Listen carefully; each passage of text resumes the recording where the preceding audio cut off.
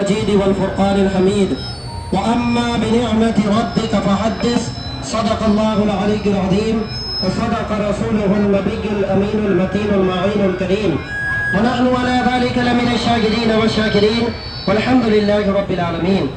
معزز سامعین، میں کچھ عرض و معروض کروں وقت کی اہمیت کو برقرار رکھتے ہوئے بارگاہ رسالت مآب حضور صلی اللہ تعالی علیہ وسلم میں عقیدت و محبت کے ساتھ درود و سلام کا نذرانہ پیش کر لیں. پڑھیے بآواز بلند اللہ رب محمد صلی اللہ علیہ وسلم صلاۃ و سلام علیک یا رسول اللہ صلی اللہ تعالی علیہ وسلم. اللہ رب العزت کا شکر ہے، اللہ کا احسان ہے. اس پاک ذات کا ہم جتنا شکریہ ادا کریں اسلامی بھائیوں کم ہی کم ہے کہ اس پاک ذات نے ہمیں اس دنیا میں مسلمان بنایا اور جناب محمد رسول اللہ صلی اللہ علیہ وسلم کا امتی بنایا. تاجدار مدینہ صلی اللہ علیہ وسلم کی ولادت پر خوشی منانے والا بنایا ہے. یہ ہمارے مقدر کی بات ہے، ورنہ دنیا میں آپ دیکھیں اللہ کی کتنی مخلوق ہے، نہ جانے کتنی اللہ اس دنیا میں مخلوق ہے، لیکن کوئی تو ان میں ایسے ہیں کہ اللہ کی وحدانیت کا ہی انکار کرتے ہوئے نظر آتے ہیں.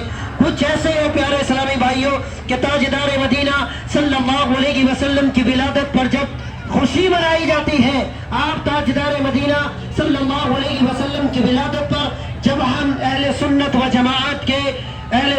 جماعت کے لوگ جب حضور صلی اللہ علیہ وسلم کی ولادت پر خوشی مناتے ہیں تو پیارے اسلامی بھائیوں نبی صلی اللہ علیہ وسلم کا صدقہ کھانے والے لوگ، حضور صلی اللہ علیہ وسلم کا نام لے کر اپنے کاروبار، اپنے گھر کے معاملات، اپنی ساری زندگی کے معاملات چلانے والے لوگ جب حضور کی ولادت کا دن آتا ہے، جب تاجدار مدینہ کی ولادت پر خوشی منائی جاتی ہے تو نہ جانے وہ کس طرح کے اعتراضات کرنا شروع کر دیتے ہیں. اسلامی بھائیوں، میں اس قرآن شریف کی میں نے آیت کریمہ پیش کی ہے. اللہ تبارک و تعالیٰ ارشاد فرماتا ہے کہ تم اپنے رب کی نعمتوں کا خوب چرچا کرو، تم اپنے رب کی نعمت کا خوب چرچا کرو. تو اسلامی بھائیوں، دنیا کی ساری چیزیں، دنیا کی رنگینیاں، دنیا کی بہاریں، ہم جو آج یہاں موجود ہیں، اللہ کی یہ ساری چیزیں رب کی نعمت ہے.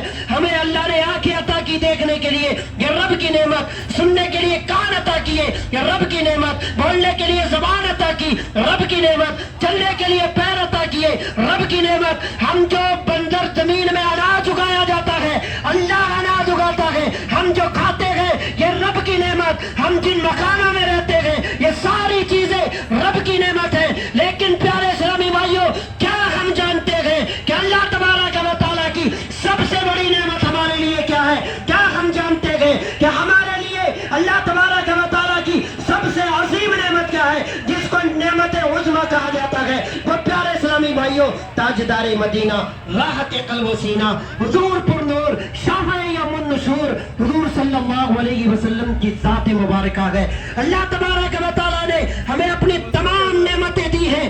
اللہ نے ہمیں ساری نعمتوں سے سرفراز فرمایا ہے، لیکن کہیں آپ کو نہیں ملے گا. علماء کرام موجود ہیں، مفتی صاحب موجود ہیں، آپ پوچھ لیجئے اسلامی بھائیوں، آپ کو نہیں ملے گا کہ اللہ نے یہ فرمایا ہو کہ میں نے تمہیں اے انسان، اے میرے بندے، میں نے تجھے آنکھ دی دیکھنے کے لیے، یہ میرا احسان ہے. میں نے سننے کے لیے کان دیے، یہ میرا احسان ہے. بولنے کے لیے زبان دی، یہ میرا احسان ہے. چلنے کے لیے پیر دیے، یہ میرا احسان ہے. میں نے سوچنے سمجھنے اور دنیا کے اپنے تمام کاروبار و معاملات کرنے کے لیے تجھے دماغ دیا، یہ میرا احسان ہے. کہیں نہیں ملے گا پیارے اسلامی بھائیوں. لیکن جب اللہ تبارک و تعالیٰ نے پیارے نبی، تمام نبیوں کے سردار حضور خاتم النبیین صلی اللہ علیہ وسلم کی ذات ہمیں عطا فرمائی تو اللہ تبارک و تعالیٰ نے ارشاد فرمایا کہ میں نے تمہیں اپنا حبیب عطا فرمایا ہے، یہ میرا تم پر احسان ہے.